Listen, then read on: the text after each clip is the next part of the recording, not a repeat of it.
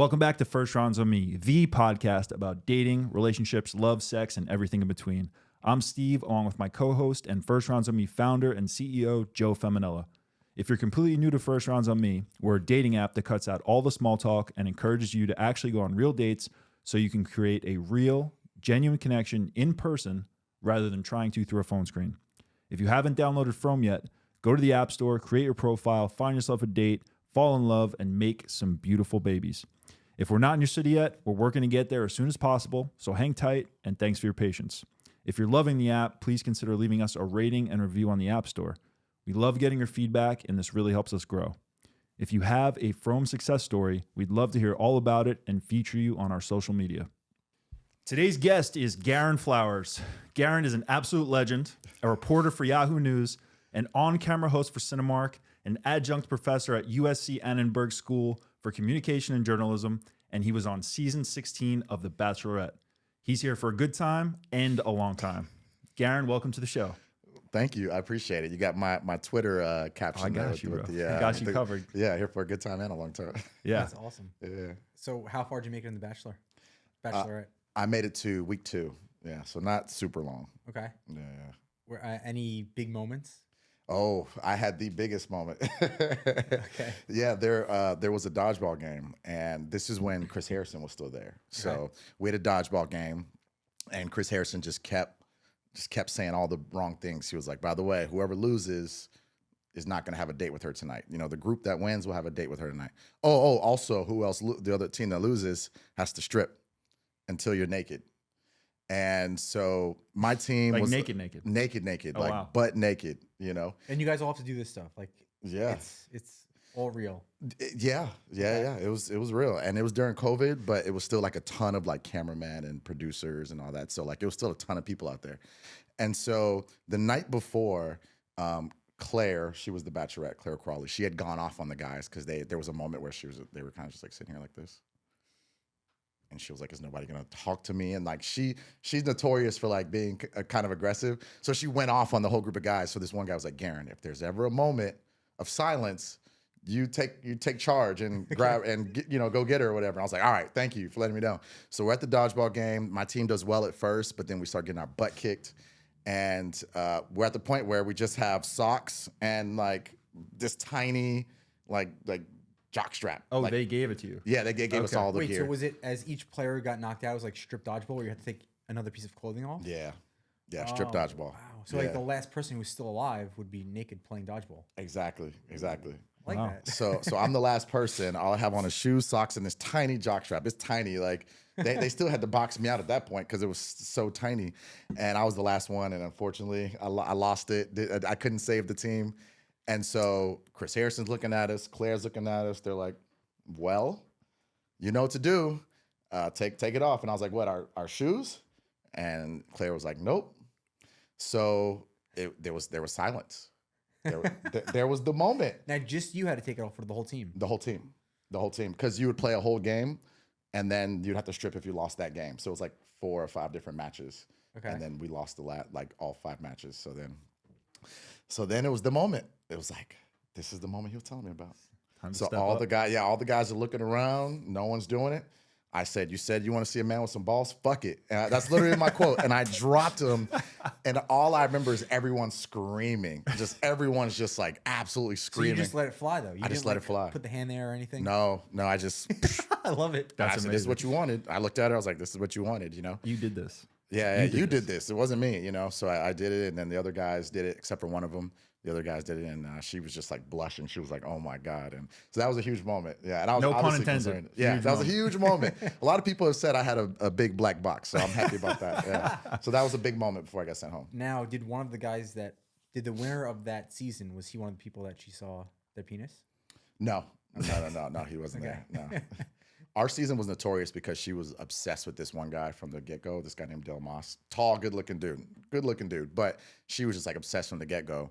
And then they left after like a week and a half, and then they brought in a new Bachelorette.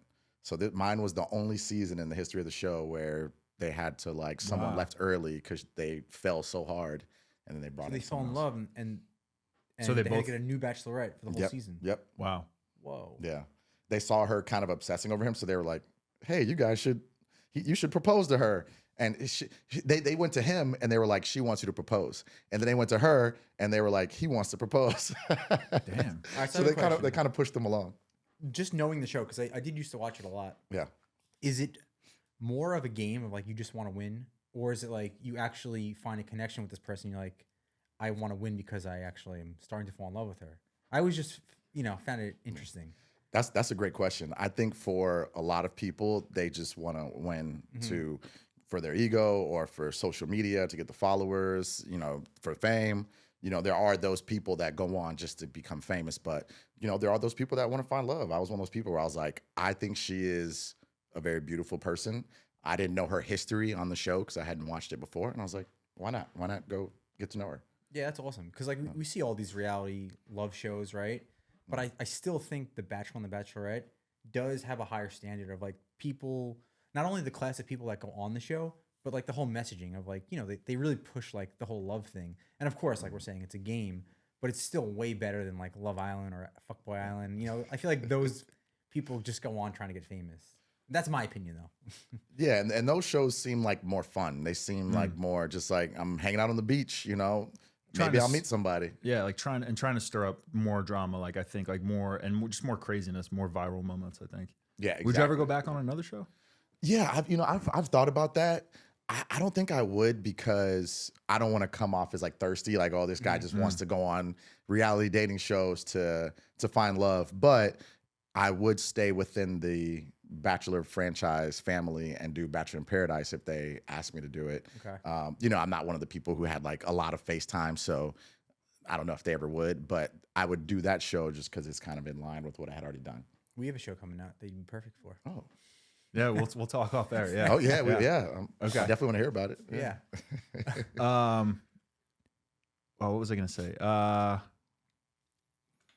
can't remember. We'll see. But I do have some questions lined up for you, so I'm ready. We'll get into those. But so I know you had put on Instagram at one point. You had asked your followers their first date pet peeves. What are yours? Ooh, I love that question. I'm like very firm in these like first date pet peeves. Okay. One is like cutting me off. You know what I mean? Like already there's a lot of women I'll go on dates with that'll sort of be talking more than I am. But like if you cut me off while I'm talking, they'll say like, hey, so, what's your favorite color? Oh, mine is pink, by the way. Like they'll cut me off after asking their question. I'm like, and so, and it happens like clockwork. The women that do that at the end of the date, they're like, oh, I talk so much. I don't know anything about you. I want to know more about you. I'm like, well, let me talk, ask questions. Let me talk. There should be a good balance. So cutting me off is a huge one. I would say, being super late without saying anything, that's a big one. And this one's a little bit more odd, but like being super early too. Like I like being there first so I can kind of like be calm, get my nerves out, kind of set the scene. Like, okay, we're at a good seat. That's romantic. You know what I mean? So like, don't show up like too early. But that's not like a bad thing, obviously. But it's just a weird quirk I have. And let's see, what else would be a first date pet peeve for me? Talking bad about other people. I don't like when someone's like, my mom's crazy or my coworkers are terrible. Like I don't want to hear all about your gossip already. Like at least let me be in like a committed situation with you before I have to listen to you talk bad about everybody, So yeah, just like good energy, not talking bad about people. I'm trying to think if there's anything else. I like a nice dresser too. So if someone is like just kind of like scraggly, not dressed nice, I'm like, I think the first one, like we always touch on, like because for me, like I'm not a big red flag person, but if someone does ask me a lot of questions, I think that's a green flag, and I love that because I'm gonna ask them a lot of questions because you kind of want that person to feel valued and like put attention on them in the date. So I think that's great, right? And I think when someone cuts someone else off, I think just in life that's annoying, and I notice that a lot. So like whenever we're talking to someone on the business side, if they're always cutting me off, I'm just like, okay, this is very frustrating. But when I speak and they kind of stop, I am like, oh, I value that so much because like you're in tune with our conversation, that you're allowing me to talk, even though I kind of cut you off, which I feel bad about. So I really like that and pay attention to it. Yeah, no, it's a great point. And sometimes, I'll do it or we'll do it. And you can tell you cut them off. And that's self-awareness to be like, all right, I recognize that I did that. And you can either stop and let them go or keep going, Yeah, love that. Yeah, for sure. Yeah, what do you like to do on first dates? Ooh, that's a good one. Because just to give you some context, I told you how the app works. We both kind of agree on like we try not to do dinner first dates unless we already like really know the person. Like especially off an app, we like to keep it to a drink. And you know, like I said, Joe is happily married at this point, but myself, Congratulations. Thank you. yeah. But yeah, if I don't really know the person, I don't want to get stuck, you know, on a dinner. Obviously, it gets expensive too. So like, drinks for me is a great first date, or even like a walk, like a hike, like whatever, you know, something where it's like it's not totally committed to like a super long period of time. I think dates where it's like drinks or walks or whatever are great because you know cheaper. You know, for us guys, these dates get expensive. I'm a notorious dinner date guy. So Okay. First dates. yeah, first dates. Yeah, I should get better at that. But I just like the scenery of a restaurant and us getting drinks and food. And you know, typically I'm more available around 7 or 8, which is right around dinner time. Yeah. You know, if I was available earlier, I would do like happy hour drinks. But you know, it's like one of those things where if a woman kind of pushes me to do something different, I'm like, oh, cool. Yeah. Like this first date I had the other day, I was telling you guys about, she suggested a hike. I was like, okay. Yeah. Yeah, but I feel like that date you're talking about, you had met her in a grocery store, right? Yep. So I feel like in that situation, you already have an energy, right? Because you spoke to her in person, your first interaction was in person. So for me in that situation, I would probably push for a dinner date as well to kind of be like, hey, like I already see there's some potential here, so I want to elevate it a little bit. And I think from the dating app aspect, when I was doing it, the drinks was just a little more comfortable because yeah, you rack up a bill, and also there were so many times where I got stuck on the date and I was like, shit, like after 5 minutes, I know that I'm not going to connect with this person, but I have to power through for 2 hours. I'm going to pay. So it's like, all right, how many times do I want to keep doing that? I'm the same way as you. It starts to get exhausting. Like, oh, I keep doing this, you know. You know within the first 5 minutes whether you're into someone or not. And it could get better or worse throughout the date. But yeah, I mean, sometimes you know right away, like, all right, I'm going to be here for an hour and a half, 2 hours because I'm a nice guy. I'm going to pay for it, all those things like you said. But it is kind of frustrating when you're like, I already kind of know. Yeah. Yeah. So what qualities do you look for in somebody? What are some of the either... Because we mentioned some that are not necessarily deal breakers, but a little bit of red flags. What about the things that you really look for, really like, really value? I appreciate a woman who is focused on her career. You know, I know that's typically what women like in men, but my mom, you know, was a badass. She, you know, was the breadwinner for a lot of the marriage between her and my dad. And she was just always working and grinding, and I always respect that. So I like women who are like working and focus on something because I would love to support them at events or award ceremonies and stuff like that. So that's a big one for me. Someone who is family oriented. I know we're all dealt different hands, but I prefer if someone has a good family, appreciates their family, loves their family. That's a huge green flag for me that I look for. A good balance in conversation. You know, the biggest thing is someone who can stimulate your mind. I mean, a woman can stimulate your mind is a dangerous thing because you're like, oh, I want to see her more and more and talk to her all the time and all those things. And you have to kind of hold back, like, all right, let me give it some space. But yeah, so a good conversationalist, good banter, you know, a woman who knows how to flirt, you know, good flirt vibes. I would say someone who, what would be some other things that I like? Definitely things in common. It's like likes to watch TV. I'm a big TV person, so I'd love to like watch TV with them. Someone who's affectionate. You know, there's some women that don't want you to hold their hand and don't want you to put your arm around them. Like, I love that. You know what I mean? Like, I love holding hands. I love putting my arm around them. I love being, you know, touchy-feely and doing all the things. And so a woman who likes to affection and being cuddly and all those things. I know it's weird for a guy to say cuddly. No, I was going to say that if this was your montage to be on The Bachelor or The Bachelorette, I see why you got signed up. Thank you. It's like perfect. Like, you didn't say one thing that was physical, and it's all just like genuine things that are deeper about a woman. So it's like, you know, real and nice. Yeah, I appreciate that. I definitely have my type, but I appreciate that. Yeah, no, that's awesome. Yeah.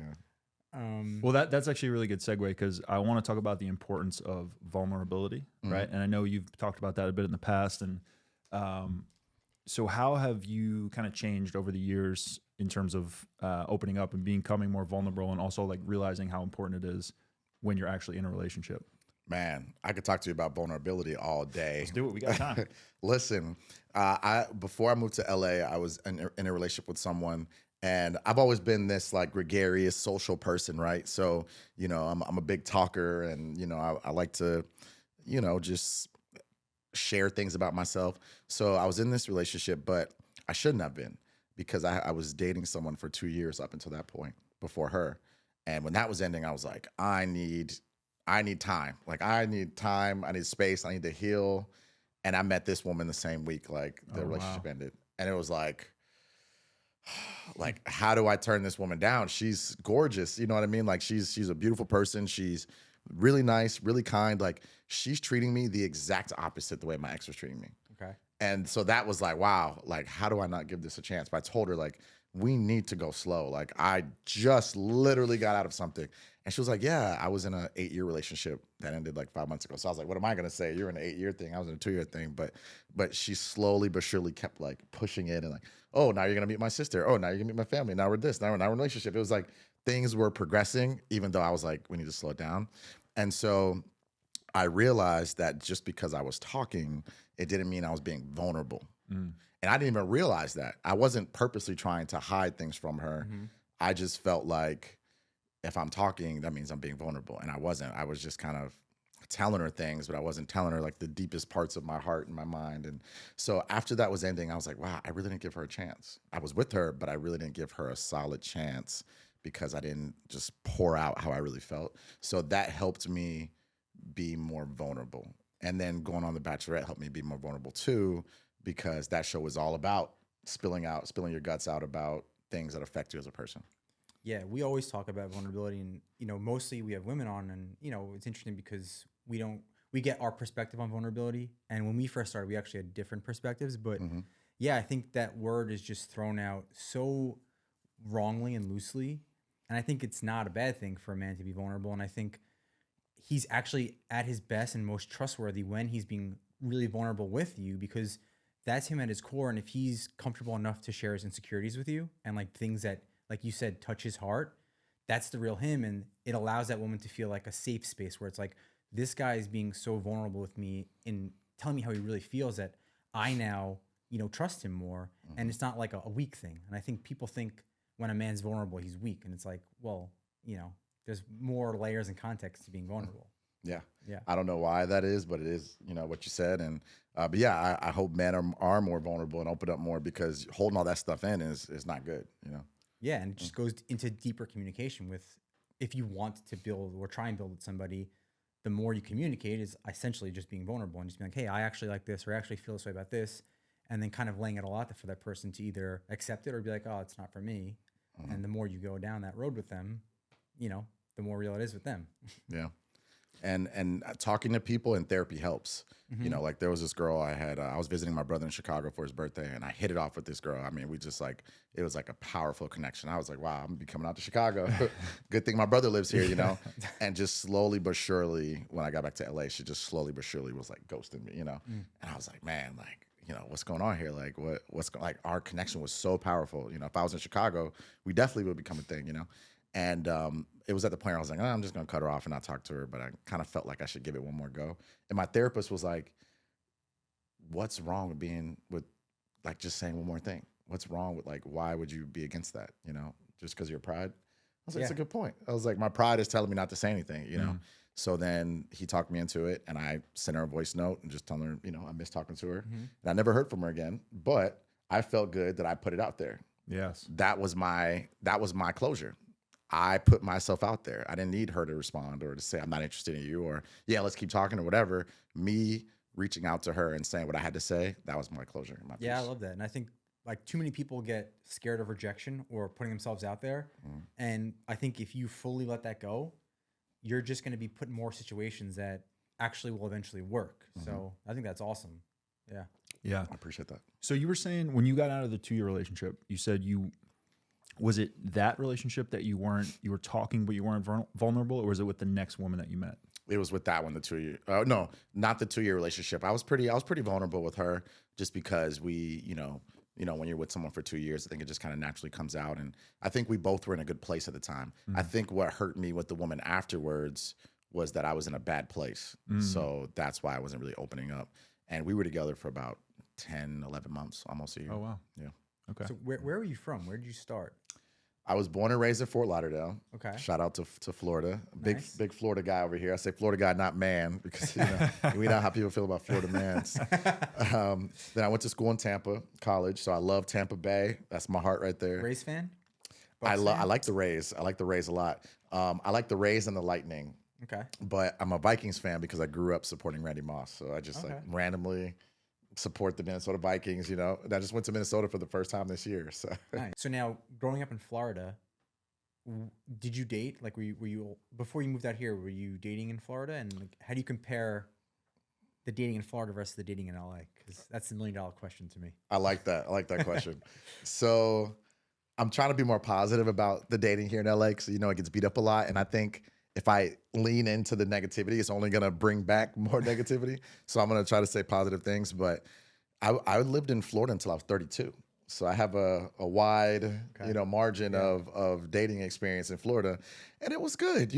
I was always like talking to someone for a good bit when I was in Florida. I feel like women in Florida are more direct. Okay.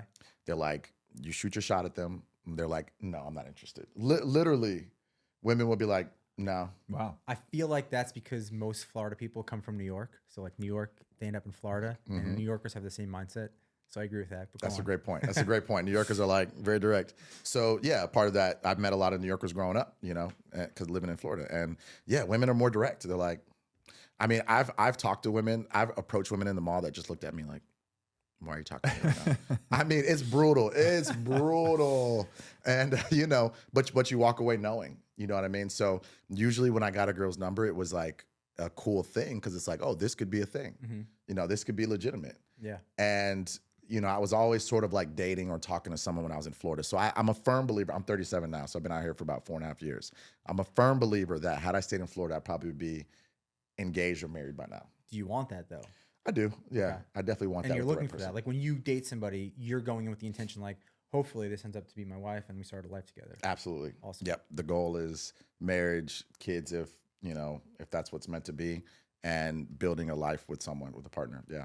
Yeah, and I'm with you on the energy thing, right? Like with LA, like I met my now wife in LA, and I could have listened to all the LA hoopla and been like, no, you're out here for the wrong reason.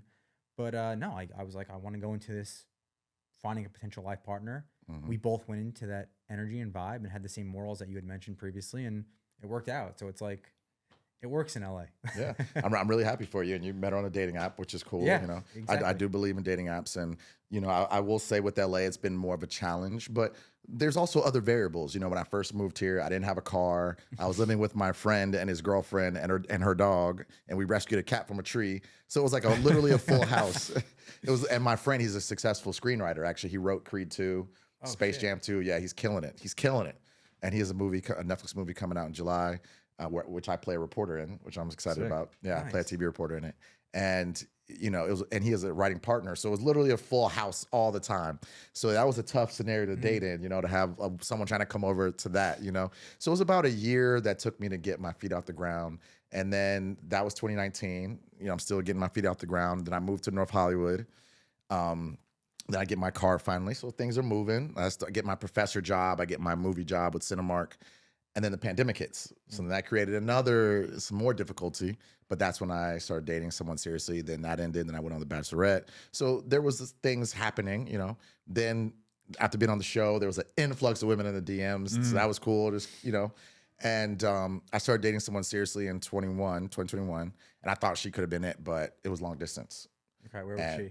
Austin. Okay. And that didn't work out. So that threw me off. That threw me off a good bit because I was like, so into her. So that threw me off big time. I had to take some time off. And that was when I started going through therapy. Take 2 weeks off at that point? Well, yes. I took like 2 days off. But I was so hurt and broken by that situation that I had to eventually stop dating. I stopped dating for like 5 or 6 months. But it was just delayed. Yeah. And I was like, damn, I should have done this a long time ago. And my therapist was like, yep. I'm like, how come you didn't tell me? Now I love that, saying like you were hurt and broken, right? Because I feel like that's when you actually grow the most. And then like that helps you find that next partner. So like me and my wife, we broke up for like 3 months. Yeah. And I was like, it's not working out. Like there's no way that we could ever end up together. And that time alone, I was so hurt and broken. And I didn't talk to any other woman. And I was like, I just didn't want to.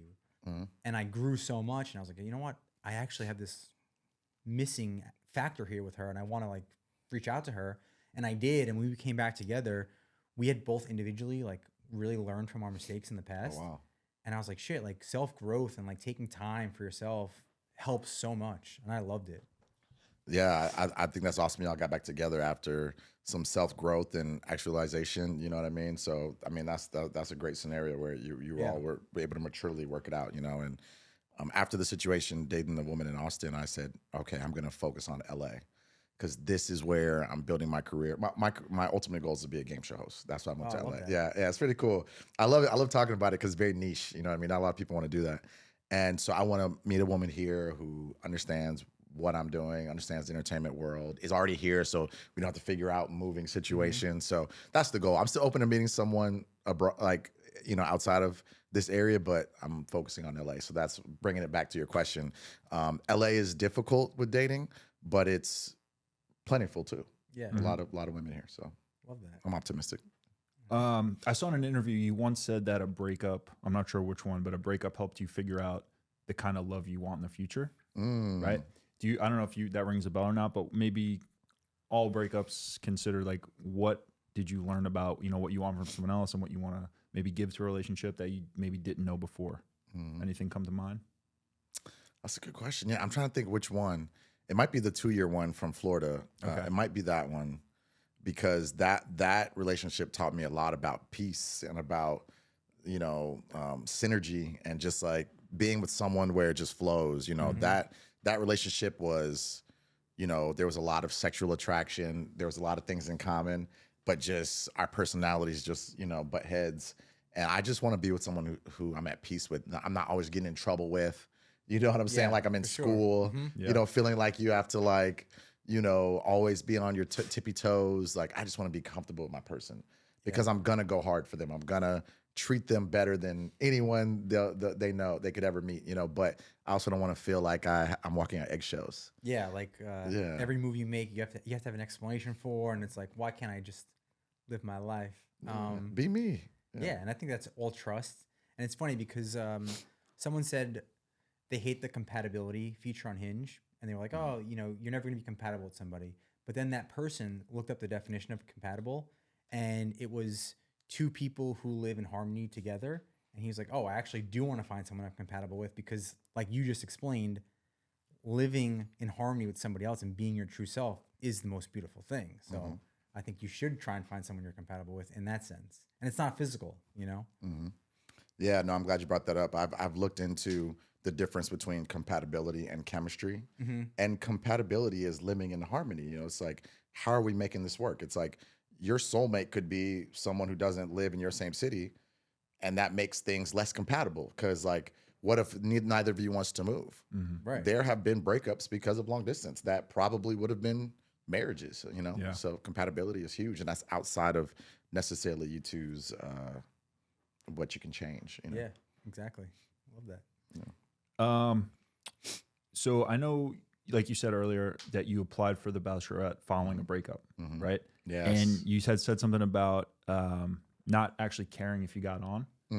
And I think something that I've noticed, and I think we've discussed in the past, is that a lot of times, like people, like we had a woman that went on 30 dates in 3 days or something like that. Like 30 dates in 30 days. No.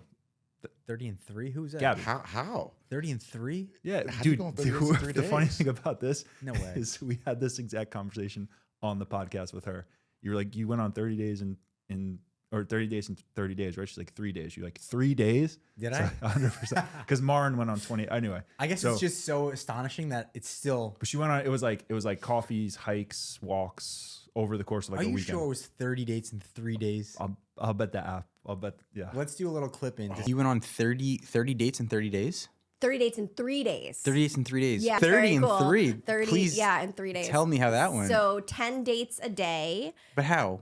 See if Steve's right. Yeah. Definitely. I wanna hear Anyway, about this. but she said she hit 30, right? And then she was like, I gave up. I stopped caring. And the 31st date was when she met her husband.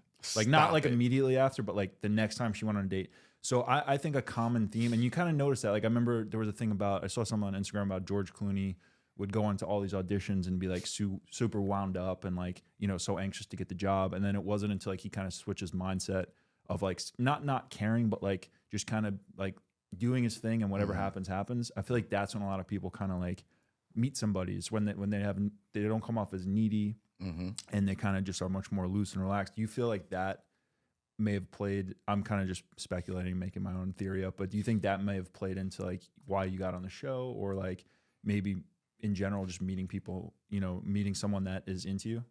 I don't know. Cause that's what I feel. I feel like when I care the least is when I actually probably do the best, or not care the least, but yeah.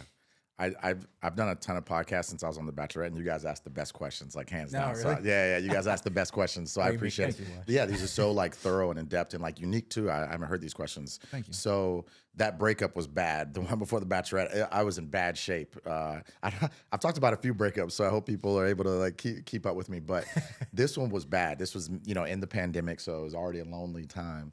And were you guys living together? No, no. It's a really weird story. That's probably why they liked me. It's a really weird story. I don't know if you want me to tell it, but only if you want to. Yeah, no pressure. We're here to listen if you want. You know, it's pretty weird. I'm not gonna lie to you. It's pretty weird. Okay. I'll give the Cliff Notes version. Okay, So perfect. during the pandemic, you know, I just noticed that women were just very like open and friendly to being, you know, to like letting their guard down. Because it was such a crazy time. So I was telling my guy friends, I was like, yo, I've never had this like flow with women before. I've never had this flow where it just seemed like every girl was just like on board, with just like talking, you know? So I was like, telling my guy friends, like text them like, yo, if you've ever been interested in a girl, like this is your time to shoot your shot. This is the moment. This was like March, April of the pandemic of 2020. And I met this woman on TikTok. She just was like putting flirty things on my comment section of my videos, and she was this drop dead gorgeous mom in Utah. Never met her before, but we're on TikTok. We're just like vibing, and the next thing you know, we're in the DMs. We're talking. Novels are being sent, and just like, oh, I'm just like, wow, this is like dope, you know. And it got to the point where we got on the phone, and that was good. Then we FaceTime, and I'll never forget the moment she got me. She was like, I need to tell you some things about myself because my heart is getting involved. And I was like, whoa. That was a moment where like I got just like She's being chills. vulnerable. She was being vulnerable. I got chills, and I was just like, oh man, like this might be it. And she was telling me she was divorced and she had kids, so she just wanted me to know those things so I could bow out now before her heart gets involved. So like a week or two later, she was like, yeah, I want to do this. Let's be in a relationship. And I was like, wow. And you haven't met her? I hadn't met her yet. No. And what was the first kind of flirty thing on TikTok? How long until that? That was like a week and a half before. Wow. Yes, this was like quick. I mean, also, yeah, to be fair, quarantine time was quarantine crazy 2 time. weeks is like real life Right. 2 months. yeah, at it was like least. years. Yeah. Yeah. It seemed like forever. You're right. You're absolutely right. And prior to this, I had always taken so long to get into a relationship. It was always the women that were like, yo, it's been like 5-6 months. Like, what are we doing? I always like took it to the brink. Like, this person's going to break up with me. Like I don't that's Steve. put them in a relationship, you know? So for me, it was like, this is not something I do. This is not me falling for women quickly. This is not me being a, you know, like just like a punk. I'm like legitimately into this woman because I've never done this before. And so I was like, yeah, let's do it. You know, let's be in a relationship. I was like, I feel confident about it, even though I haven't seen you yet. And then like a day or two later, she was like, I love you. Whoa. And I was like, Now, did you guys start to coordinate plans to meet in real life? we were trying to. It was crazy because early pandemic days. So And she's in Utah. and she was in Utah. So it was like one of those situations where like if you leave your home for anything other than like necessities, you're an asshole. Like that was the time frame we were in. So we couldn't even think about trying to make plans, but we definitely wanted to. Did you make it Facebook official? No, we didn't. No, we didn't. We didn't have enough time to do that. So so then about a month in, and I said I loved her the next day. Then about a month in, that's when it all fell. She was like acting weird, acting different. And then she was like, yeah, we need to have a phone call. I was like, no, we need to talk. Like, what do you do? Like, why are you falling off? We need to have a conversation. And that's when she was like, yeah, I really don't know you like that. Yeah, I do this kind of thing. I just kind of fall quickly, you know? Wow. And that was when she started sharing all the things she didn't share me about how broken she was, about how much she just like didn't like her body, didn't like the way she was, didn't like her family, didn't like her parents. And didn't all that like stuff was this. hidden up All that until stuff was hidden up until then. It was all positive. It was all great. Everything was all Yeah. peaches and cream. Then when she broke the news of like breaking up, that's when she was like, oh, I have all this trauma. And that was my realization of like, you can't be with someone who doesn't love themselves. Because she just was so broken inside by her upbringing, by her mom just like disparaging her, you know. And I was just like hurt and broken. And then like we talked for like another month. And then a friend of mine was like, there's something wrong here. And he was like, you need to look at her stuff. And so it was right on the social media. It wasn't hidden. It wasn't like in her DMs. It was like comments on her TikTok, flirting with dudes and saying the same things she was saying to me. Really? Saying the same exact things she was saying to me. And I'm like, Well, to be fair, I mean, it was a weird time, right? And you were Right. talking through the phone. And I feel like in real life, that's why it's the best to meet somebody in real life as fast as possible, because then you start to unravel all that stuff, because Right. you start to break down those layers of trust. And I'm sure it would have come out fairly quickly where you're like, oh, that gives me a weird vibe. Let's talk about that. And then, you know, you would have gotten to the truth faster. But yeah, Yeah. to your defense, it was a weird time, and yeah. you know, no shame there. Yeah, I appreciate it. We're I all gonna die at that point, so I- I was like, might as well. Yeah, exactly. We're all gonna die at this yeah. point, so might as well just go for it. You know, I knew it was a crazy thing, but it was like there's been crazier things that happen. Like, Yeah. just go for it. You know. Yeah. And yeah, all the things are right there in the comments, and it's a hurtful thing when you're real and honest and someone else isn't. That's a hurtful thing when you're the only person on a two-sided thing to be real. And then I put all this stuff on the application, to get back to your question. I put all this stuff in the application. It was nuts. And I was like, they're going to think I'm crazy. I was like so heartbroken. I was like, this is how I met the person I was just dating. I can't believe she did me like that. It was just like heartbroken, just like the craziest story. And I was like, they'll never want me. But then when they called me a month later, it was like, that's exactly what they want. Someone who's going to fall quickly, someone who's romantic, who will be open and vulnerable. So I was like, that is what they wanted. That's But interesting. was this written, or was this you doing a video verbalizing all this? I wrote this down on the application, yeah. Oh, wow. Yeah, but I mean, like you said, I'm sure that's what they wanted, but also just hearing you say it, you give that sense of like, you're just a real good, deep, genuine human being. And I only know you for like half an hour, but that's the vibe I get, Yeah. Which is great, Thank right? you, man. Because I appreciate that's that. what I think the world needs more of. But yeah, I see why the And if Bachelorette. that's the Cliff Notes version, man, that's intense. There's got to be many layers to that saga. Yeah. Yeah. Damn. But also, I feel like during the pandemic, especially in those early days, you got the craziest versions of people, because it was such a politically tense time where like you knew how someone felt about every single solitary, political topic. And it was like, okay, like you're very passionate about that topic. You're very passionate about that topic. And like we were all heightened too. So it was like you kind of got the craziest versions of people. Yeah. The wildest of times. Yeah. Yeah, for sure. I also think about that. Like, I'm sure you've seen Shawshank, right? Yeah. Oh, yeah. I love So that. like, it's like when Red goes in for the parole hearing, like year after year, and just keeps getting rejected and rejected, and then it's like the last time, like, because he goes in and he's like, I can truly say I'm reformed. The system changed me. I'm a rehabilitated man, and they always reject him. Yep. And that last time he goes in, he's like, I just doesn't give a fuck, and he just like speaks his mind and talks shit to the people. That's when they give him the stamp of approval to let him out. And I feel like that's similar to dating. That's full circle. It Yeah. goes back to your point about the girl with the 30 dates in 3 days, and just all right, I give up. I don't care. That goes back to your point. Yeah. Yeah. It's like when you have that just like I don't care attitude, then it kind of, Yeah. there's a movie you guys need to watch. You just reminded me. It's a rom-com called Love Guaranteed. Oh, I saw it. Yeah. Oh, you saw it? I Okay, haven't yeah. seen it. Where is it? Yeah. How new is it? Was it I think it's Netflix, yeah. Netflix, yep. Yeah. And it's Damon Wayans' son. I forgot his name, but he goes on these dating app dates, and it's not working out. And I'll just leave it at that. Yeah, Oh, so you I'm watch watching it. that. Yeah, tonight. check it out, I'm yeah. a big Yeah, check rom-com guy. Dude, love him. All right. Who is the girl from She's All That? Maybe.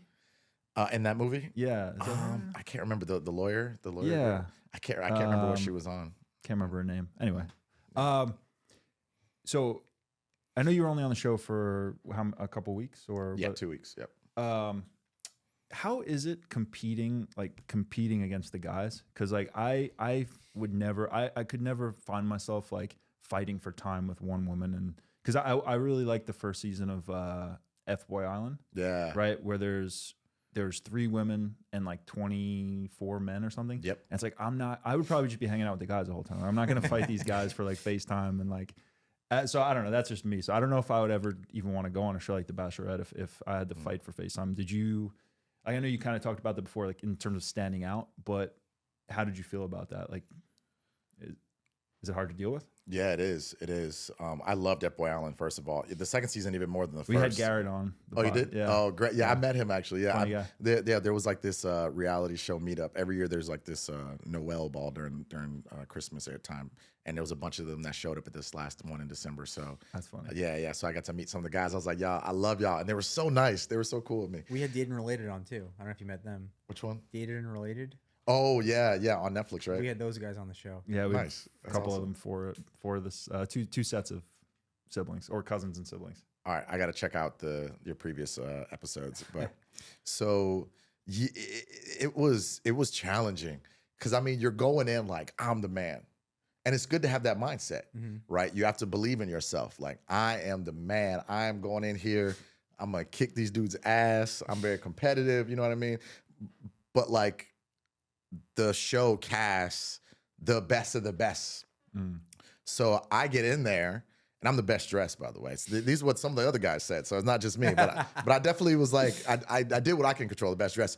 But I'm like almost the shortest guy in there. They're all ripped, jacked, and suddenly you're in an environment where it's like the best of the best, the top tier guys, Like Men in Black. Top, Best of the best I of the feel like best. best of sir. the best of the best. I feel like it's worse than being an athlete because if you're in the NBA, you're the top 300 basketball players in the world. You're the best of the best your whole life. You get to the NBA, you're the 12th man on the Lakers. You're nothing compared to LeBron. It's like, oh shit. But he's not competing for one woman. You guys are competing for one woman. Competing for one woman, you know? And all the guys are taller than me, they're more jacked. So that first night I just got in my feelings. I was like, man. So I just went in the bathroom and I was just kind of having like a little bit of a moment. And the producer that had really been like talking me up and, you know, kind of helping me with the first night, he was like, man, he was like, bro, you're in the same room as these dudes. For sure. He was like, you're here too. He's like, you know, you're the shit. Like, yeah, they look great, but like, you're also here. So what does that say about you? That you see all these great dudes that are lawyers, doctors, business owners, you know, former athletes, you know, and you're in the same room as them. I was like, huh. And after that moment, I stopped competing after that moment. I was like, yeah. And then it got better as time went on because all the guys, we got to know each other better. And we realized that Claire was going to choose who she was going to choose regardless. There was no type of competing I needed to do outside of like dodgeball and stuff like that. There was no like, I didn't need to kick anybody down. I didn't need to sell myself. I just needed to be the best version of myself. So I lost all fear of competition and was like, let me just be the best me. Yeah, and I feel like we talk to a lot of dating coaches and experts, and one thing that they continuously say is that people think they're attracted to a physical type when it's not even in the top 5 of things they're attracted to. So it seems like after that first night, you got this refound confidence, which is, I think, the most attractive thing in a man or a woman. It's like getting that confidence. So I think that's amazing. And if you give off that confidence on the show, I'm sure you become way more attractive. Yeah, Yeah. absolutely. You know, you do see people, because I watch the show a lot now. I've seen every season since mine, and you see people collapse because they have such self-esteem issues. They lose their confidence because it's such a hard process. You do see the competition right there in front of you. Sometimes you see them kissing them, you know?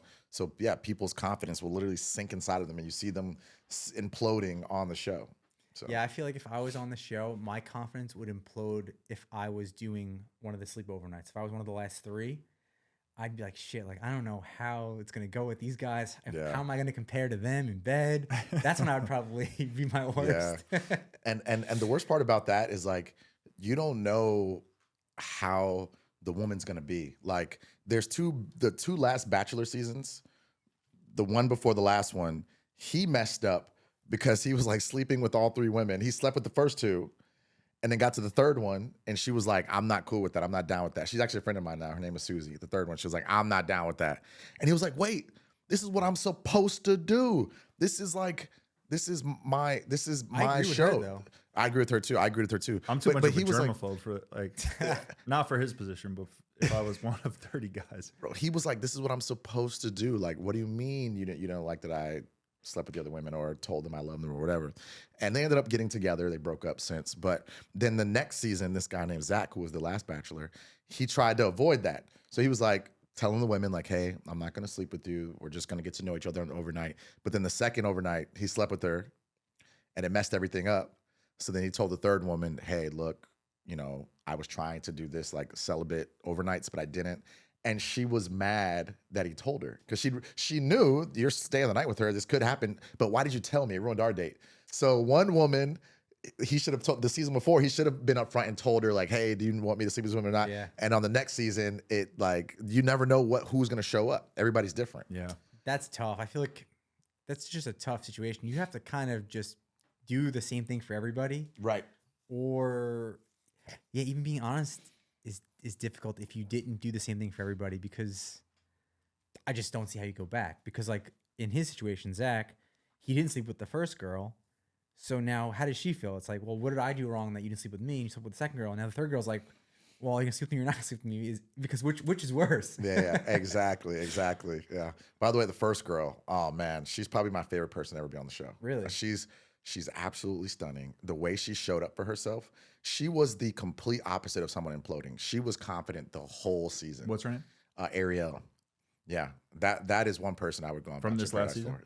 Yeah. Okay. Man, she was dope. I She have was to get dope. back into the show. I missed the show. I was called for the Bachelor, I guess Bachelorette. I guess how far in advance do they call you for the season? Like, would I have been on the next season if they called me like in September or October? Yeah, I think it depends. I think they call people at different times, but yeah, you would have been on the next season after Okay. that. Yeah. So I guess they called me for an interview. Oh, Because cool. so when I broke up with my wife the first time, Yep. my sister was like behind my back, put me on the Bachelorette, I guess. Oh wow. And they called me and they're like, "Hey, are you Joe? Like, this is the Bachelorette."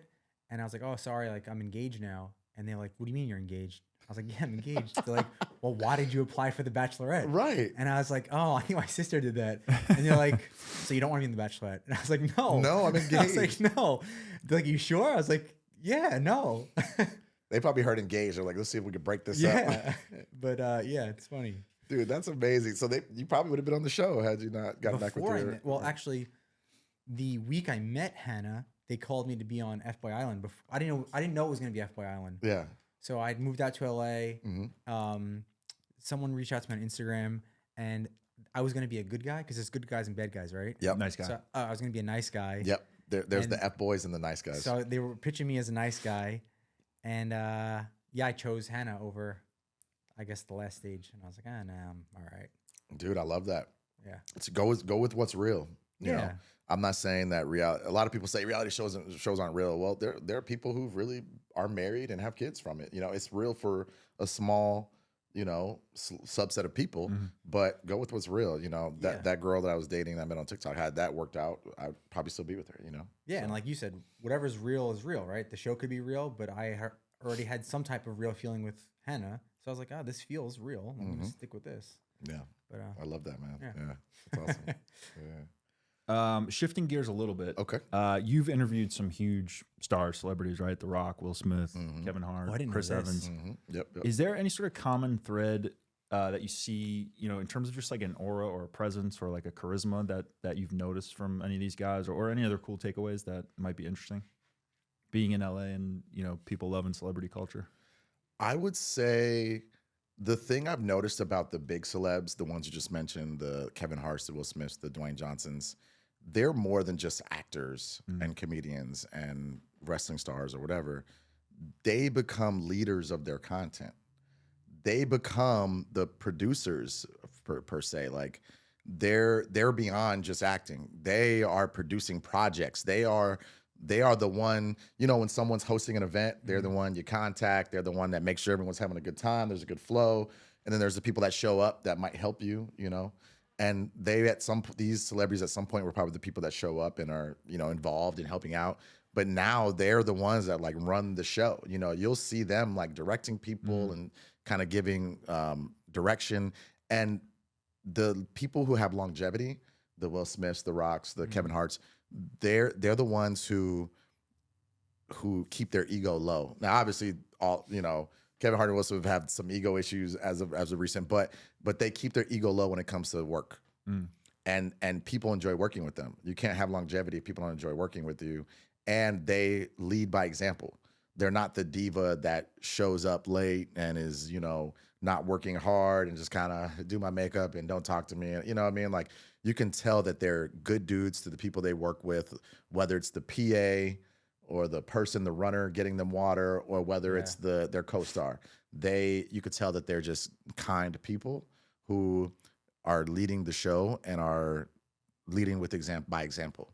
That's the vibe I get. Yeah. So my favorite quote is like, treat the janitor the same way you would treat the CEO. And I feel like people who actually practice that in real life are like my favorite people. So it's really nice to hear that they do that. On Kevin Hart, I didn't realize, so I listen to a lot of motivational clips. Like when I work out, I listen to motivational clips and not music.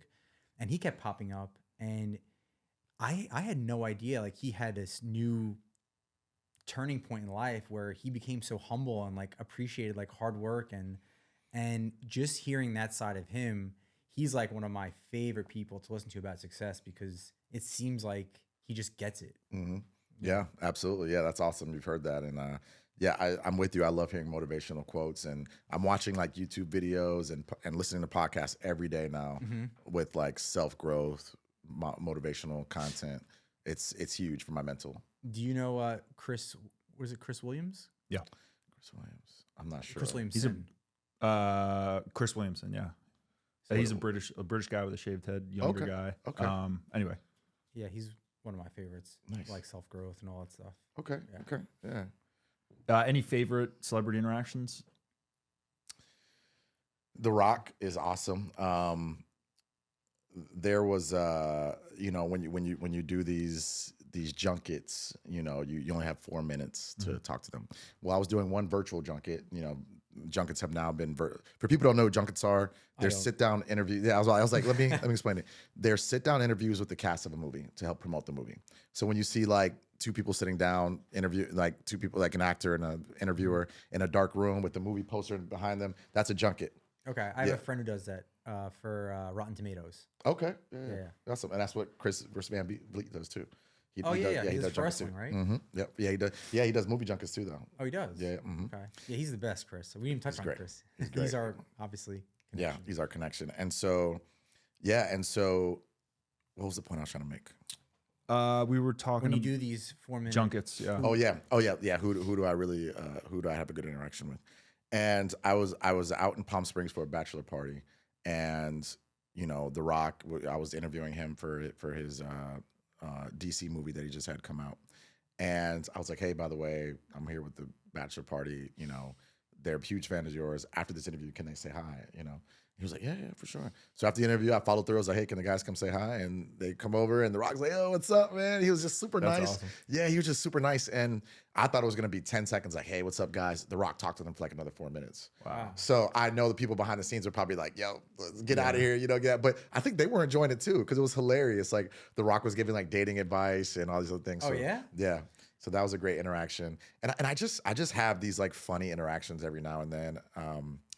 I love meeting some of the celebrities I'm fans of on TV shows and stuff like that. So that's cool. Meeting Margot Robbie was super cool. Oh, did you interview her for something? Mm-hmm. Oh, nice. Yeah, Babylon. Yep. Oh, nice. She's one of my Easy. You're married. favorites. So Hannah's Australian and Margot is Australian. So I tell Hannah she's my Margot Robbie. You did well for yourself. You did well for yourself.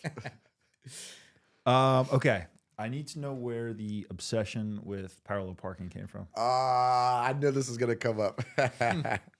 So for those that are listening to this or watching it, I have a parallel parking page on Instagram where I make fun of parallel parkers outside of my window. After I was on The Bachelorette in 2021, I was getting like a ton of views on my Instagram stories, with like Bachelorette content, Bachelorette content. Especially if I was good friends with Katie Thurston, who was a Bachelorette, so I would like post her or post other people from the show, and like people would love it, right? I have all these new followers from the show, so they loved when I was with the other people from the show, and the views would go well. One day there was this car that was just sandwiched between 2 cars, and I'm like, WTF? Like, what are they gonna do? They're stuck, and it exploded. I mean, it like doubled what I usually get, the views I usually get for, Bachelor Nation content. And I was like, this is unreal. So I just kept making videos and content around it, and the stories would blow up, and I would get DM after DM after DM, like people just laughing and this and the other, and people just loved it. But now, how did you find the parallel parking situations? It's that bad outside of my window. So you just would look outside every day and find one. Look outside every day and find one. Amazing. Look outside every day and find one. Every day. I can show you a bunch of videos on my phone. Just seeing people like give up after a few tries, and Yep. hoping no one saw them. And people start sending you stuff too, right? And people started sending me stuff too. People to this day, I've like slowed down posting the content, heavily slowed down. People still send me content. People still will at me on parallel parking videos or content or memes to this day. And it's been like 2 years now since I first started posting. Yeah, That's awesome. amazing. Yeah, it's great. I mean, but it's so much fun, and people love just seeing people struggle parking. Yeah. I gotta say, being from New York, Joe too, I think, master parallel parkers. Okay. 3 times in my life, I've been riding shotgun with three different women, chicks, and I've parallel parked their car from the passenger seat, and I felt them instantly get wet. Oh wow! Yeah, incredible. Yeah, they fucking loved it. It was cool because we were like working in tandem because they had the brake and the gas, but like I would put it in the spot, and it's Unintended? it's a move. Yes, Dude, it's hitting the spot. it's a good move. You're next level Yeah. if you could parallel park from the passenger seat. I've Yeah, never seriously. tried It's that the before. New York. I mean, driving around New York City for years, it's Yeah. it's second nature. Women love, I was going to say women love when a guy gets out and will parallel park for them, but doing it from the passenger seat, that's a new flex. Yes. And they feel involved too, though. Like I said, working the gas and the Right. brake. Yeah. I gotta so try try that. that out. Yeah, I gotta try it's a that. real good move. I don't really have any moves, but that's one of them. I'll try it on a non-busy street. 'cause I gotta Okay, so I got practice. three different pop culture parking scenarios for you. Okay. We'll see if you have watched them, or do you watch Seinfeld? I did when I was younger, yeah. Do you know the parking space episode, the parallel parking? I'm not sure that one. Mm-mm. So Joe's a huge Seinfeld guy, so he can help me out on some of the details too. But essentially, this happens outside of Jerry's window. 2 guys are showing up to, I don't know what they're watching, a game or Super Bowl or something. It's boxing. Boxing. Okay. So one guy, right, tight New York City street, pulls up. He's about to back into the parallel spot, and then George is right. George is about George to is going parallel. to back in, and the other guy's going to front in. Yeah. Okay. In a spot that Oh. clearly requires a parallel park. So the whole episode is a debate about who's right, and they both sit there the whole episode blocking the street because no one's gonna budge. And yeah, That great is episode. too funny. I mean, I think the person who was driving in is probably a little bit more of a douche because because the person who was in front probably pulled up to go back into the space. Got there first. Got there first, yeah. And that space you clearly can't pull and do head first. Well, in a anyway. normal situation, yes. But in this situation, George was 3 cars up, so not 1 car up. Fair. Oh. So he was 3 cars up and then started Then tried to pull backing back. in. So I think, I don't know. Well, the person who pulled in probably did it to save the space and then was going to have to go back out and go Exactly. back in. You know what I mean? So Yeah. I guess if they didn't see the car in front of them, they both felt like they were right Fair. in that Yeah. situation. The big debate. Are you a Sopranos fan? I never got into The Sopranos. Okay. Yeah. In the finale episode, Meadow Soprano, the daughter, is about to meet the family in this restaurant, and she butchers this parallel park. I'll have to insert the clip, but if you That's knew it, it awesome. would be a lot better. But there's probably like 20 moves, and Yeah. she keeps hitting the curb. It's one of the worst. She takes it like 3. She goes back out 3 times. So I'll have to send you that one. Yeah, I got to say And that. then one of my favorite movies, also Clueless. seen Clueless, Paul yeah. Rudd is driving in the car with Cher, and he's like, "Should we go somewhere to practice parking?" And they're in LA, and she's like, "What's the point? Everywhere you go has valet." So do you ever use valet in LA? Because I'm too cheap to.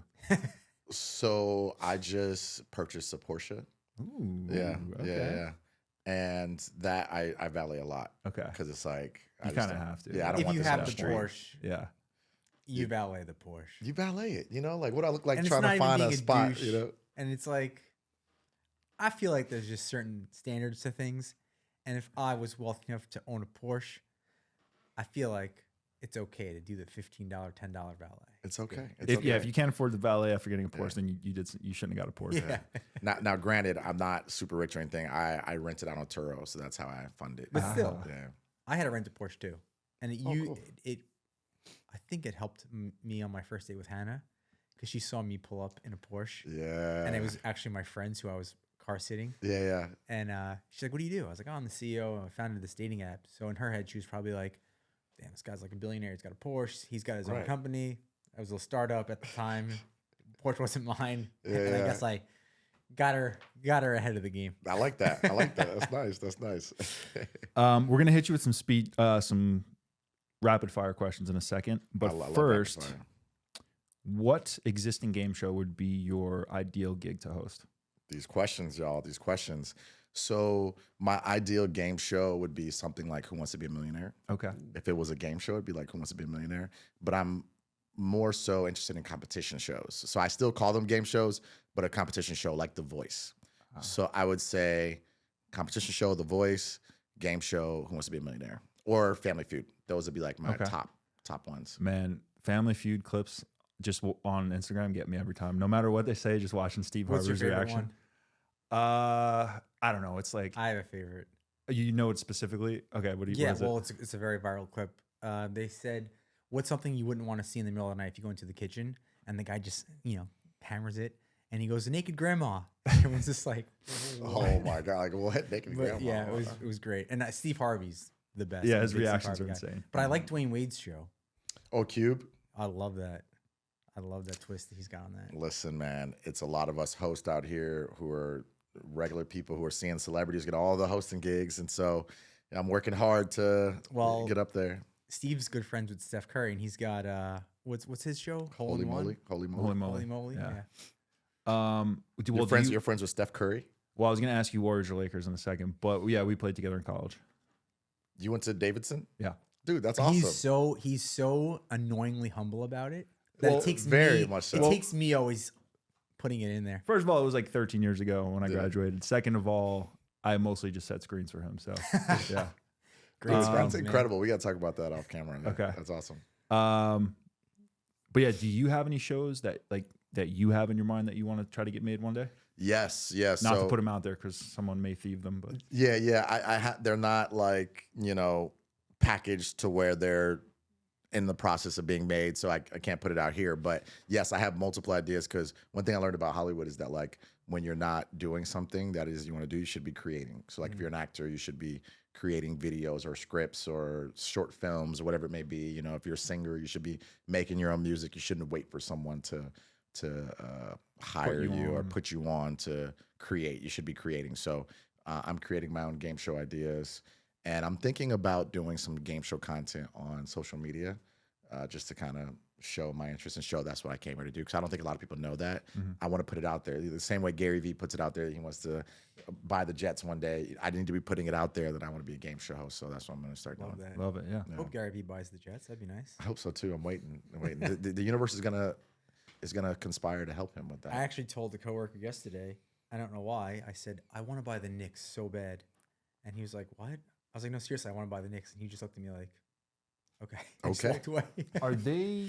I mean, they got to be top 5 most valuable franchises. Oh, in they gotta be. sports, maybe. Yeah, 'Cause I think I'd it's say like Dallas Lakers and Knicks have Cowboys. to be the 2 top basketball teams. Yeah, and no, Warriors might be the top now. Really? No, Value? No. The Knicks.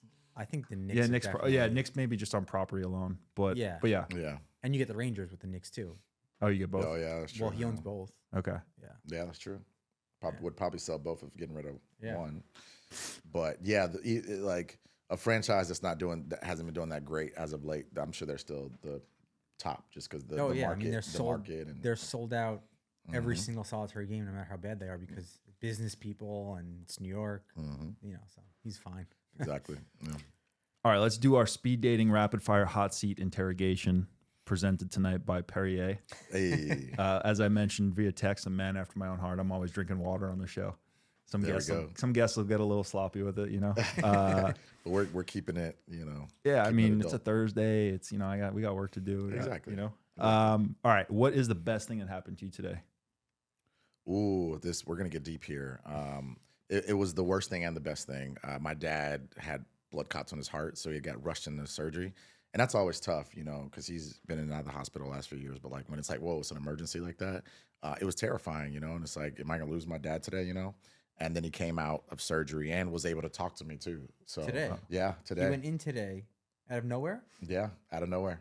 He was at the doctor and they said, well, you have blood clots in your heart. You need surgery right now. Wow. We'll talk about that off camera too. My Yeah, dad had for sure. triple bypass 3 years ago. Wow. I know exactly what you're going through. Yeah, yeah. Are they in I Florida? appreciate Is he in you sharing Florida? that. Yeah, they're in Fort Lauderdale. Yeah. Okay. It was one of those things where it was like my brother's there, luckily, because he lives in Chicago, but he's there now visiting. And it was one of those situations where they were like, say your I love yous now. It was like one of those like, Wow. yeah. So I'm thankful that he came out all right. So yeah. Yeah. Thank God. So sorry to get deep on you. No, but yeah, no, that's- we love it. That's the best Yeah. response we've ever gotten for that question. Yeah. I love it. Thank you. Thank you. Yeah. What is the best compliment you've ever received? You know, that's a hard one because, you know, I have a lot of amazing people who pour into me, you know, on a daily. I would say my graduate school professor, Cheryl Jackson. We loved us some Cheryl Jackson. I mean, still do. Still love Cheryl Jackson. Fellow Wildcats, by the way. Oh, yeah. Northwestern, Northwestern. Davidson. Okay. Yeah. That's Yeah. awesome. That's awesome. Okay. Cheryl Jackson at Northwestern, she was like, you know, you're going to be on TV one day. I was a former TV reporter. I'm not sure if I mentioned that. I covered local news for 7.5 years when I lived in Florida. And her saying, you're going to be on TV one day, that gave me the confidence, like, wow, she sees in me the ability to be a good journalist and to be able to present myself well on television. Like, that stuck with me so much because it was the first, like, time someone said, you're going to be successful. And I was like, wow. So I would say that's probably the one thing that, like, stands out to me, like, That's awesome. saying my career was going to actually work out for me. I feel like we need more teachers that do that because I feel like too many teachers get so realistic with us and Yeah. put us into these buckets and holes where we're too scared to take risks. Do you remember Miss Joyce? Yeah. So my freshman year of high school, she looks at me and just goes, "You're not going to be in the NBA." And I was just like, Wow. obviously, like, she was right. But just like that mindset, I was like, yeah, you know what? Screw you. I'm gonna be in the NBA. I'm gonna show you. Yeah. But yeah, just like giving me that negativity. I was like, why? You know? I don't need that. Yeah. So I saw a great story the other day on Instagram where Adam Sandler was in, I guess, college, and he was in like an acting class. And one day after class, the professor was like, "Hey, you know, I want to take you for a beer." Takes him for a beer, and he goes, "You should give up acting. Like, you're not going to make it. Give it up." Wow. Then years later, Adam Sandler's with his buddies in a bar, sees that professor, goes over to him with his buddies. He goes, "Hey, guys, this is whatever the professor's name is. He's the only professor who ever bought me a beer." And just leaves it at that.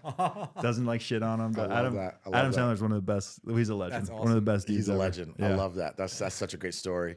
I think as men we need both. We need the people who are like, you're gonna be great, you're gonna be successful, and there's one who's like, no, you're not. Because then like proving someone wrong sometimes is more motivation than Oh, I love that. Yeah. Yeah. Favorite date spot? Could be anywhere. Ooh, I know this. I know this question. I know my answer to this question. It's Roberto's Okay. in Culver City. Oh yeah, I've heard good things. Yeah, Roberto's in Culver City. I think it's the best pizza in LA. It's the best pizza I've had in LA. Let me take that back because I know people are gonna freak out. It's the best pizza I've had in LA. Ooh. It has prosciutto and a little bit of spinach, and they put honey on it. And that was the first time I had honey on pizza. And I'm like, this is the most amazing thing I've ever had. So whenever I get pizza, I'll put my own honey on it if I get it from just like a Pizza Hut or something like that. Okay. It's amazing. I'll put honey on anything. Shit. Honey's There you fucking go. awesome. Yeah. I'm gonna And put that on the map now. So it's the best pizza I've had in LA. If someone wants to prove me wrong, please, I'm open. My DMs are open for pizza. And the vibes are good. The staff is always like bubbly and fun, and like the music turns up at a certain time and the lights are low. I like low lit restaurants and dates. And I always sit at the bar because the vibes are good. The wine's really good. It's Okay. my favorite date spot in LA. Is it good date pizza? It's amazing date pizza. Okay. Yeah. Light, a little bit light, not too heavy. Yeah, it's a thin pizza. Yeah. So I'm really big on the pizza, being from New York, That's true. and I've been so dissatisfied. But 2 weeks ago, have you been to Pache? I gotta write that down. Pache, my favorite date spot in LA. I went there for the first time. Same thing. Great vibe, great staff. The pizza there, oh my God, amazing. Yeah. So now I want to compare Pache to Roberta's. Yes. So go to Roberto's Okay. and text me and let me know what you think. And you have to go to Pache to report back. We've Yeah, had let's do that. Let's do that. We've had 3 or 4 people say Pache on the podcast, say Pache is their favorite date spot. Mm-hmm. And I think I was telling you this. I think What's her name? Sloane from Entourage. Emmanuel Sheik. Oh, Joel, yeah. you know her name? Yeah, her name. Sloane from Entourage. What's her name? Yeah, I used to follow her on Instagram. I don't know how to pronounce it. It's like Emmanuel Chikre or whatever. Anyway, Yeah, she's. I'm pretty sure definitely one she of my said favorite that actresses. Pache is her favorite pizza in LA. Really? So yeah, so another. She was on another this podcast. No, I was like, this is in. I was like, you're Soon. probably This the is wrong soon. day. Yeah. This is on Dave Portnoy's pizza review one day. Okay. All right, Pache. yeah. It's it's on. Great date spot too, and it's not too expensive. Okay. Yeah, it's Okay. like I would say if you have a few glasses of wine and dinner, $150 to $200, you'll be all right. Okay. Yeah. All right, we'll swap places and we'll report back. Favorite rom com. Oh, 50 First Dates. The last guest said that. Nice. Yeah. I mean, yeah, that's a good one. Yeah. Okay. It's so good. It's like one of my favorite movies, like even beyond just the genres. And the second Sandler reference in 2 minutes. He's the best. Right? Look at us. A movie that made you cry. Besides that, if it did. I'm trying to think. You know, there was a friend of mine recently, a lady friend that was like, "Oh, you need to cry more." I was like, "No, like, for what?" You know, and I get it. You know, women want us to be more emotional, stuff like that, and we can be definitely, but women also don't want guys going around crying I'm not a big everywhere. crier. No, they don't want us to. They don't want us to really be sitting there around crying every day. What's the last movie that made me cry? This is a tough one. I have Just tell me one. on this one. All time. I only cried during a movie once. Whoa. I remember. I remember now that you said that. Yeah. Okay. What's yours? Now you go first. So do y'all know that recent Tom Hanks movie? And I actually interviewed Tom Hanks for this movie. A Man Called Otto. No. Have you heard of that movie? I saw heard of it. I I haven't saw seen the it. billboards. It was recent, right? Like It was recent. Last couple It- years? yeah, it was like the fall. It was like October, November of last year that it came out, something like that. Okay. In the fall of 2022. And I was at one event, and then I had to rush to Sony Pictures, the lot, to go watch the film. And you know, I was like, I don't know what this is about. It's a book from Europe. The author is like Swedish or something like that. And the book did really well. So they made I think they made a European version as well of the movie. Then they made an American version with Tom Hanks.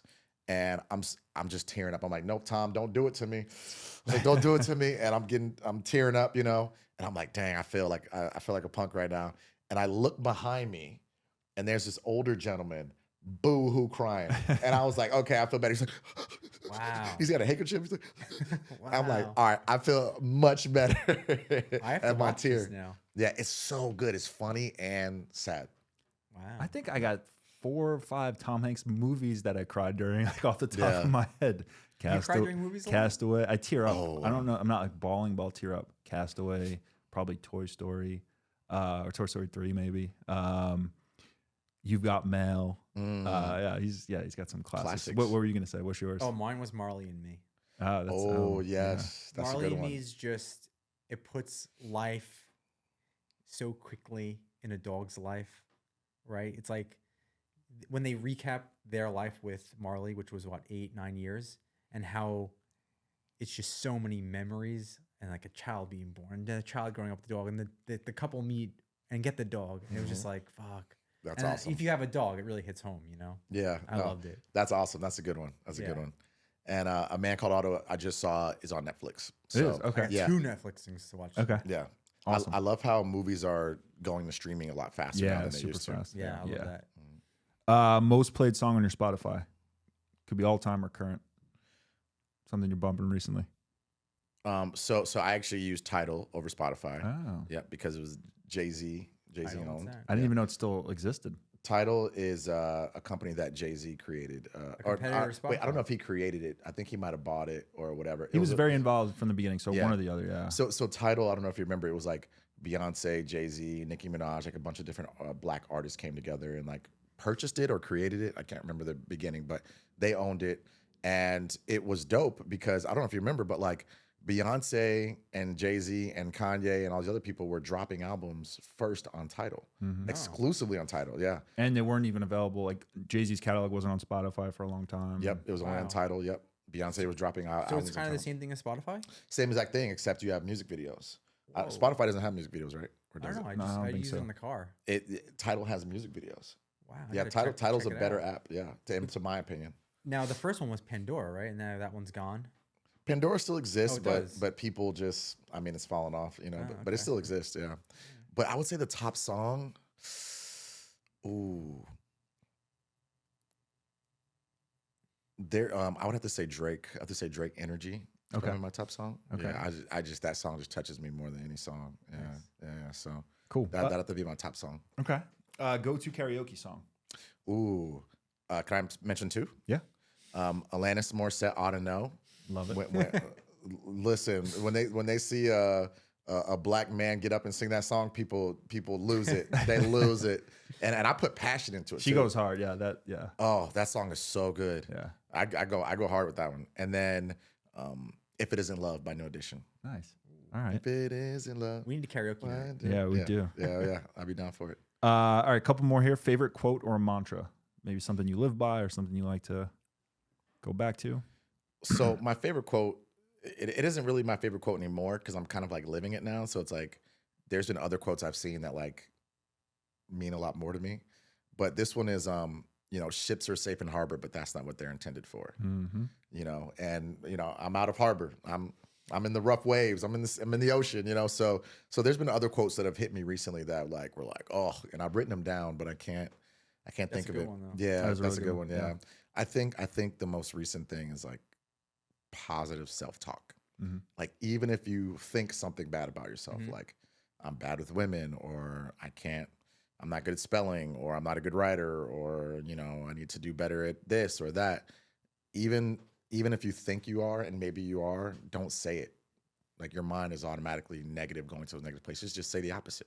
Yeah. Because Yeah. you always said like you wouldn't talk to your friend like that. Yeah. Why do you talk to yourself like that? Yeah. Right. We beat Yeah. ourselves Would up even for no talk to a reason. stranger like that. Yeah, we're so hard on ourselves the most, which I don't get. Mhm. Right? Like we're so nice to other people, and then people validate our beliefs about ourselves, but we're not the nicest to ourselves, which we should practice changing.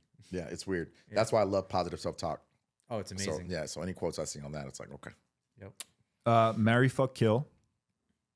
Ariel Frankel, Anna Camp, Megan Good. Megan Good. I haven't heard that name in a long time. Ariel Frankel, Megan Good, and Anna Camp. Anna Camp. Okay. Ariel Frankel, what's she on? Because I think. I Oh, know is that the you're talking Bachelorette? Is that the one you were talking about. about? No. The Is one she- you is- mentioned. Oh, Ariel Frankel. Yeah, Yeah, that's right. okay, I was like, okay. wait, yeah, her last name's Frankel. I was like, yes. Oh man, you're killing me, man. Those all three of them. Okay, so you want to No, I wouldn't kill them. you want to be a Mormon essentially, and just All right, this is really tough because Megan Good is from memory is one of my first crushes. Because I don't know, do y'all know that show Cousin Skeeter from Nickelodeon? funny enough, we were just doing some work at what's the hotel where we did the party that we just got the basketball hoop from? We'll say an Sky unnamed Bar. Sky Bar, the Mondrian Hotel. We were down in the employee section, and there's a bolo board, which bolo is be on the lookout, right, for people that are banned from that hotel. Cousin Skeeter was on the list. Shut up, Yeah. Cousin Skeeter. Yeah, himself. Yeah. Well, Cousin Skeeter's a Muppet, so I think he'll be fine. But yeah, my Megan Good knowledge goes way back. I was a fan of hers on Cousin Skeeter when she had braces, and then I'll never forget her first breakout into adulthood from Nickelodeon was 50 Cent video. She was his love interest on one of his music videos, and I was like, oh, that's the girl from Cousin Skeeter. She's looking fine. Yes. That was when she like got into her like sexual Yeah. sort of like vibes. So this is tough because I've always had a huge crush on Megan Good. Anna Camp, I've had a huge crush on since Pitch Perfect. And Ariel Frankel's like my like new crush. You know what I mean? So like you're killing me with this. I mean, I don't know. It's not my game. Yeah. It's So it's just the rules. so marry, fuck, kill.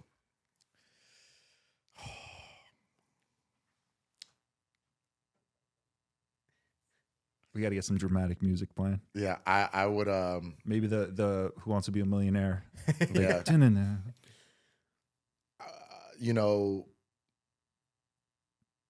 I would say marry Megan Good. Okay. I wasn't expecting that. Okay. I'm gonna say marry Megan Good, just because she's been around the longest. You know what I mean? And I've actually met her in person. Yeah. And hung out with her. Yeah. Oh, so yeah. there's Met her potential- in Miami. We were all hanging out. She was still married to the pastor at that point. Is she so- single now? Oh yeah, they got divorced. Yeah, they Oh, got divorced. okay. But yeah, They were hanging out. So yeah, I would marry Megan Good since I've met her, and had a long time crush on her. I met her twice actually. Third time's a charm. Yeah. Met her when I first moved here, and then was hanging out with her in Miami. Where'd you meet her here? She had produced a music video for this guy from was it New Edition? No, not New Edition. Yeah. One of the guys from New Edition, his wife is a singer, and she produced the video. Look at the full circle Yeah. here. Yeah, she produced the music video for it. And so they had like a red carpet event, and I met her there, took a picture with her, and then was hanging out with her. My buddy was the screenwriter I told y'all about. They were all hanging out, and so I was hanging out with her in Miami. Was she okay? She was in Roll Bounce, right? Yes, I think so. I think With that's Bow when Wow. Yeah. Was that before or after? Was she in Baby Boy with She was not a baby boy. Okay, so Roll Bounce is when I first took a liking to her. Yeah, so married Megan Good. I don't even feel good about that. Like, because they're all just like, I would. All right. Well, you know what? I won't put you on the spot. I'll answer it. Okay, I'll answer okay. this question. Marry Megan Good.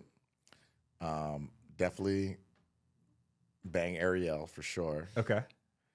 And then I guess kill Anna Camp. Yeah. Okay. But that's a hard one because I think that. she is just like so stunning. Yeah. But All right. yeah. But Megan Good and Ariel are just like Yeah. top for me. All right. Yeah. Cool. We got two more. Lakers or Warriors. This is gonna come out in a while, but Like, who do I want to win or who's gonna win? both. The Lakers are gonna win. Okay. In game 6 or 7. They're gonna win Game 7. Okay. They're gonna win Game 7. Yep. And I would prefer the Warriors to win. I'm a big Steph Curry fan. Okay. Yeah. All right, you saved yourself. I there. saved myself, man. All right, good. We're good. Last one for rapid fire. What does love mean to you? Love means to me always loving someone. It doesn't go away. When you love someone, you always love them. You dig deep and you put your nails down and you love that person forever when you love someone. And I think it's everlasting. I think it's beautiful. I think it's hard. I think it's raw. And love is the purest form of living. I think the most beautiful thing in living, So I'm a big believer in love and expressing it and saying it. Awesome. Love that. And we got Joe's favorite question. If you could have one law in the world, what law would it be? It could be as crazy as you want, but everybody in the world has to follow this law. That's a good question. I have to be careful because I'm a journalist, so they're gonna be like, "That guy's writing on this subject," and he said, and he gave his opinion on it. If I could have one law, it would be something with politics. I would say, with politics, I would say something to the effect of, there are like disclosure laws, but I don't think they're strong. So I would just say like really strong disclosure laws, like disclose everything, like the people you meet with, the donors, the funding, all that stuff. Like, yeah, there are laws for that already, but I would say just like stronger laws in the books so we know everything about our politicians. We have a friend who's on our show a couple of episodes ago, and she's creating this technology that tracks your emotions so it can tell when you're lying. And her law was that every politician had to wear it when they were talking about a certain political topic because the public would know if they were lying or not.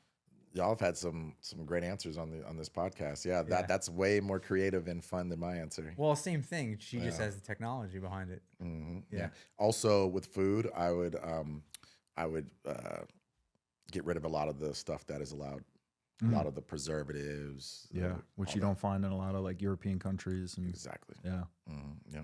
Interesting. Okay. Do you have anything exciting coming up or anything you want to plug? And I would say even a month or two out because we're not sure exactly when this will drop, but anything you want to promote? Hopefully you'll have a game show by then. Yeah. If you do, we'll link it in the show notes. Hopefully I'll have a game show by the time this comes out. But I mentioned it earlier in the podcast that I have a movie coming out. It's called A Clone Tyrone. It's coming out on Netflix on July 21st. Amazing. I play a TV reporter in the film, so that's going to be super fun. Small part, but a part nonetheless. Hey, parts apart. In the same movie as Jamie Foxx, who is I'm a big fan of his. I idolize him. Yeah, Get Well. And so that's coming out, and just follow me on Instagram.